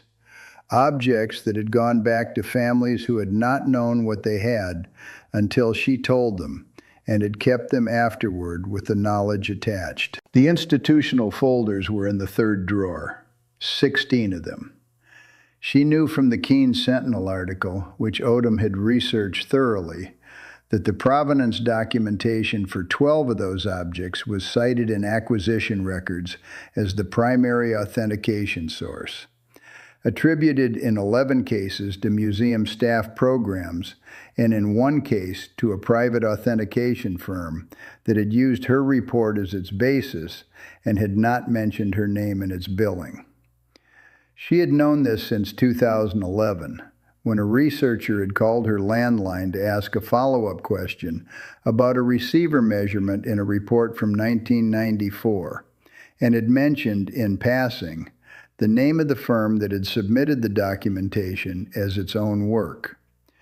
She had answered the researcher's question and had said nothing else about it. She did not think about this often. The work was what it was, and the record was what it was. And whether the record had the right name on it did not change the measurements. But she had thought about it since the Sentinel article, which had mentioned it. Odom had asked her how she felt about years of work filed under other people's names. She had said, the work was still there. The objects were in the right places. Odom had written that down and had used it near the end of the piece, and it had not struck Nell as particularly insightful at the time of saying it. But she had read it in print and had thought it was accurate. The work was still there. This was the most that could be said about any work, and it was enough. She thought sometimes about the 43 folders in the second drawer and what they added up to.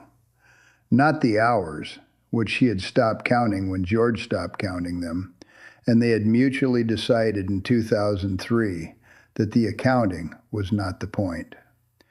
What they added up to was a record of attention paid over time to objects that had been worth the attention, most of which would still be where they were after she was not available to add more folders to the drawer.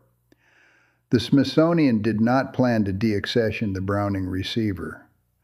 The Army Heritage Center did not plan to return the Springfield collection to private sale.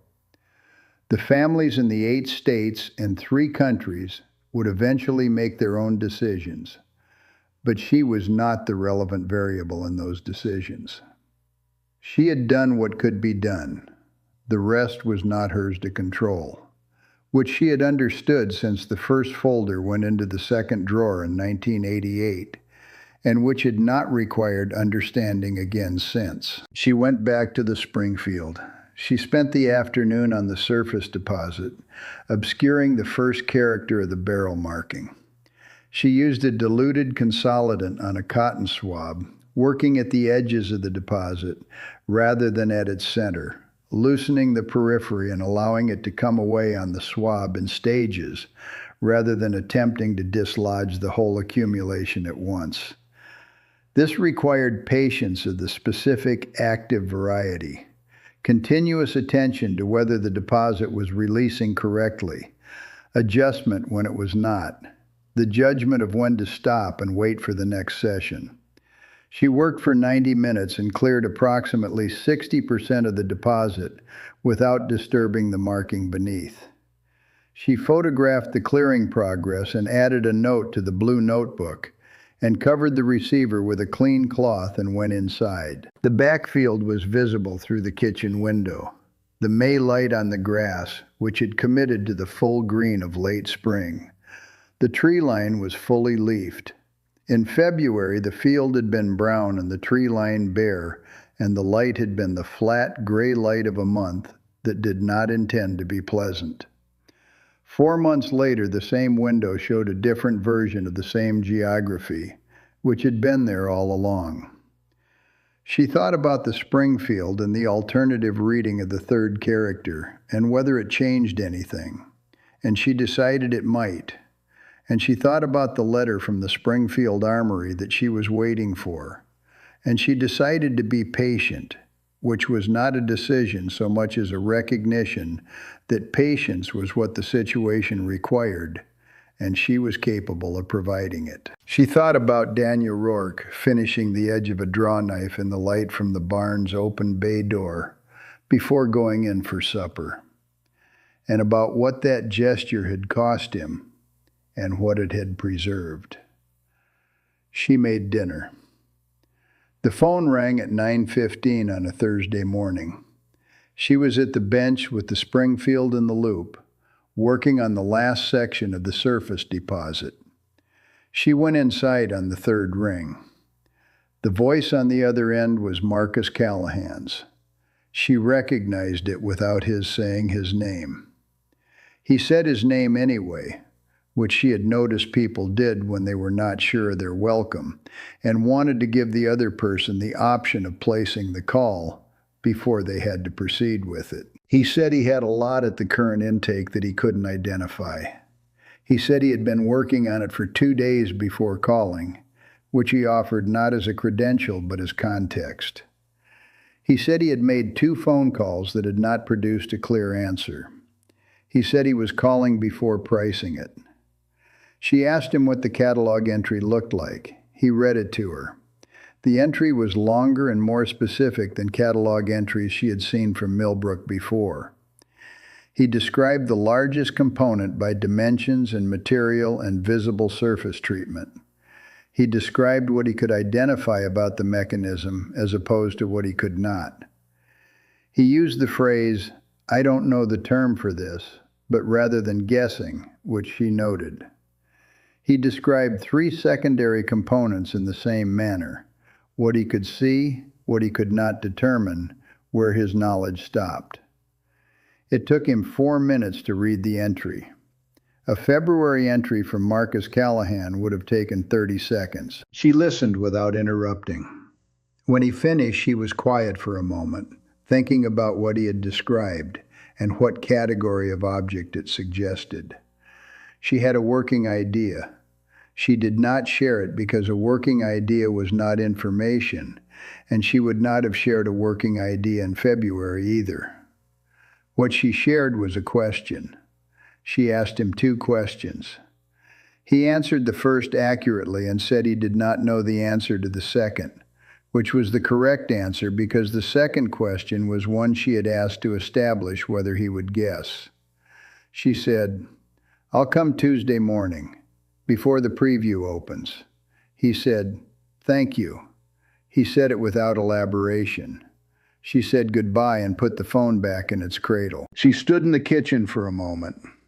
The back field was in the window, the tree line, the May light. Through the back window she could see the workshop, the bench lamp on, the cloth on the leather cradle. The field manual closed on the right side of the bench.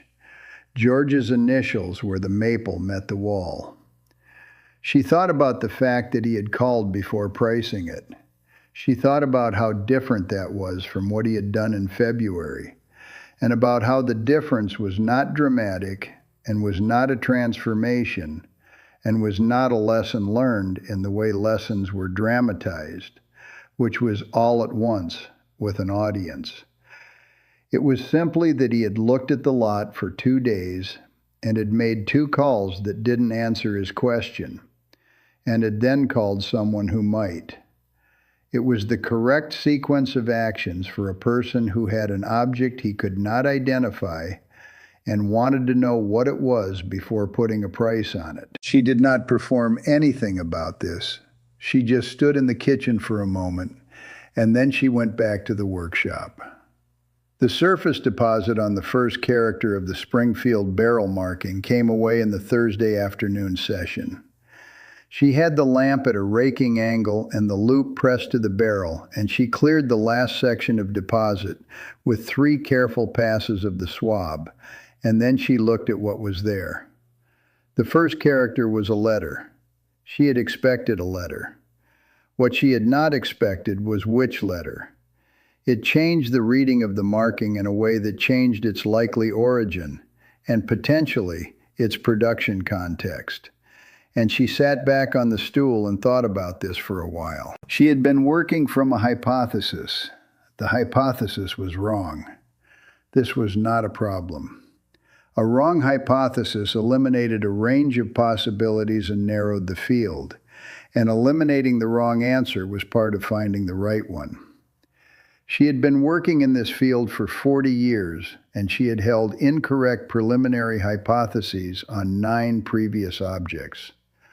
All 9 had been corrected through the same process: more evidence, more time, more willingness to be wrong about the things she thought she knew. She opened the blue notebook to a fresh page. She wrote down the 4 characters of the marking as she now read them, with the correct first character. Below them, she wrote what this revised reading suggested about the marking's origin, which was a specific hypothesis she was not ready to call a conclusion. Below that, she wrote 2 words and a number with a question mark, which was the notation she used when she had a working identification that required confirmation. She looked at the 2 words. She had written the same kind of notation in a catalog margin in February, in the preview room at Millbrook, while Marcus Callahan explained to his phone that military hardware was genuinely its own specialty. She had written it in pencil, lightly, and had not said anything. The notation had been right. The question mark had been there because she had not yet verified the stamp. The question mark was always there until the verification arrived. That was how it worked. That was how it had always worked. She put the pencil down. She took the loop from her coat pocket and pressed it to the barrel marking one more time, reading all 4 characters in the raking lamplight, confirming that she had read them correctly in the first pass. She had. She returned the loop to her pocket. She covered the Springfield with the clean cloth. She laid the blue notebook open to the current page and set the pencil across the spine, so it would be there when she came back in the morning. She looked at the bench. The field manual, closed, spine up, her father's name on the inside cover she could not currently see. George's initials in the bench corner, GV, cut with the scribe, not deeply, just present. The documentation camera on the articulated arm above the bench, the lens cap on, waiting. The loop in her coat pocket where it had been every day for 31 years. The blue notebook with its current page open to 2 words and a number with a question mark. She turned off the magnification lamp. She left the utility light on by the door, the same as always. She went inside. In the morning, she would write to the Springfield Armory with the corrected reading. She would attach the photographs of the barrel marking and describe the revised interpretation, and ask whether the marking format was consistent with any production contract they had records of. She would include her measurement data and the loop reading and the documentation photographs from 4 angles. She would be waiting again. This was fine. She poured the last of the coffee from the pot into the single mug on the counter and carried it to the kitchen table and sat down. On Tuesday, she would drive to Concord and look at a lot at Millbrook Estate Services before the preview opened. She did not know yet what it was. She would find out on Tuesday.